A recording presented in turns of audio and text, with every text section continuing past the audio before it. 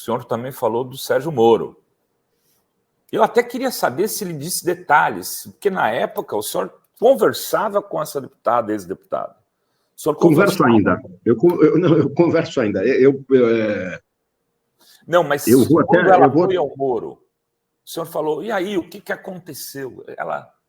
Qual os detalhes que ela lhe contou? Ela disse que o Moro tinha interesse de proteger o Bolsonaro porque ele tinha a expectativa de ser nomeado ministro do Supremo Tribunal Federal.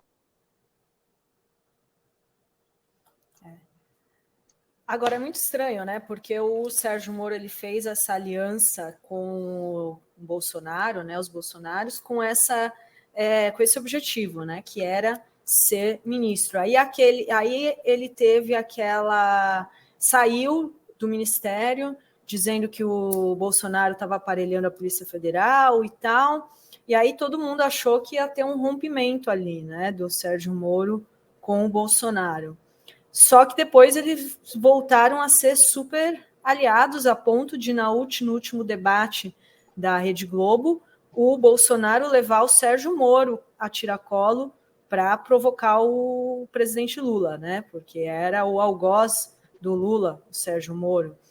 Por que você acha que se deu essa reaproximação, esse rompimento e depois essa reaproximação tão forte?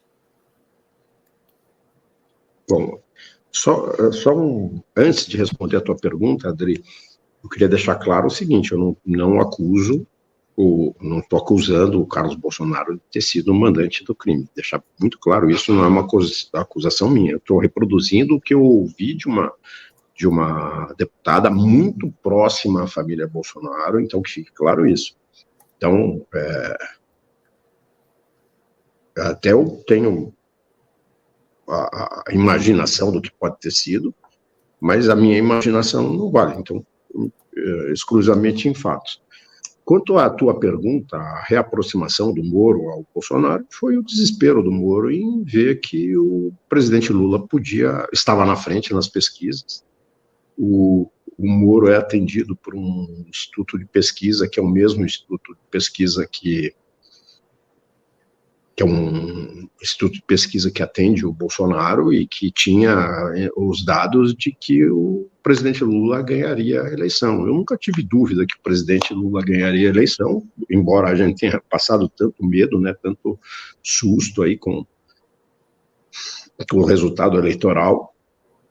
Mas o Moro, vendo que o presidente Lula havia virado já para o segundo turno com números favoráveis a ele e que isso ia se confirmar, tenho a impressão que o Moro estimou que com o presidente com o presidente no poder, ele perderia a rede de proteção que ele tinha. E aí viria à tona, como está vindo aos poucos, e virá à tona a quantidade de arbitrariedades e irregularidades praticadas por ele durante a Lava Jato e depois da Lava Jato também. Eu acho que essa foi a questão. O Moro não é um cara que pensa em combate à corrupção, pensa em combate a qualquer tipo de ideologia. Ele não tem ideologia. O Moro pensa nele. O Moro é um egoísta, é um psicopata, né? Eu acho que ele não pensa em nada, Adri. Eu acho que ele pensa nele. O que tiver bom para ele e para a Conja, tá bom. Isso basta, mesmo que seja em detrimento do sofrimento de tantas outras pessoas, né? Então foi isso que levou ele a se reaproximar. E também acho o seguinte: talvez ele até tenha negociado, olha, dessa vez você me coloca no STF. Não vai fazer que nem a vez passada. Né? Porque se o Bolsonaro tivesse ganhado as eleições, né, gente, teriam sido 2 vagas aí que já foram preenchidas pelo Zanin e o Flávio Dino, agora recente. Né? Henrique?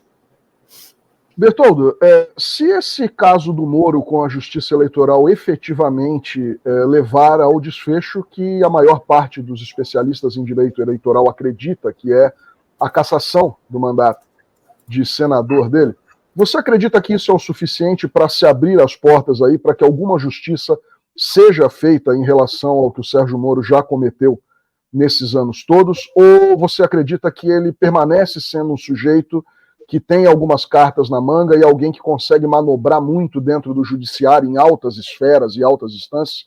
A cassação pode ser aí o princípio do fim do Sérgio Moro ou não? Usando um termo que ficou estigmatizado aí pela direita, né? Eu acho que é a abertura da porteira. Aí vem a boiada, né? Porque a partir do momento que ele perde o foro privilegiado,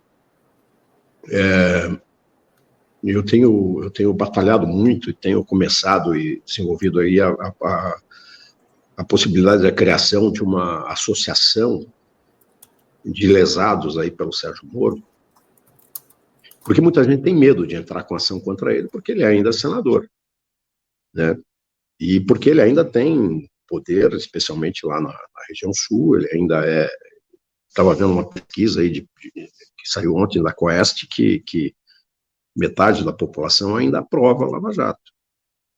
E 65%, isso ele atinge esse número de 40%, porque 67% da parcela está na região sul. Então, se eu levar essa discussão para o ambiente da região sul, ele vai ganhar. Se pegar estados de Santa Catarina, Rio Grande do Sul e Paraná como foro de discussão de ações, agora, se eu trouxer para São Paulo, se eu trouxer para o Rio, para a Bahia, tem muita gente na Bahia, tem muita gente no Nordeste, no Recife e tal, muito provavelmente a gente vai ter. Infelizmente, o direito no Brasil, na minha época, a gente sabia, a gente via a jurisprudência, a gente sabia, a gente podia estimar o resultado de um julgamento para um cliente. Hoje você não pode, hoje virou como é que eu posso dizer? Virou o judiciário da loteria. Se cair em determinado juízo, você vai perder. Se cair em outro, você vai ganhar. Então, não existe um respeito à jurisprudência e ao que os tribunais superiores decidem. E isso foi inaugurado justamente e foi publicizado a partir da Lava Jato. A Lava Jato é que abriu a porteira, vamos repetir o termo, para que a jurisprudência ficasse em segundo plano. Então, o que os tribunais... Então, assim foi com a prisão, a prisão antecipada, que é a prisão sem o trânsito julgado do réu, do acusado. Assim foi com flexibilização da prisão preventiva, que se alongava, tinha prisão preventiva de 1, 2 anos, é um negócio doido, né? Mas foi eles que inauguraram. Então, eu acho que abre a porteira sim, eu acho que você tem toda a razão e a perda do mandato dele abre a possibilidade dele ser mais facilmente processado.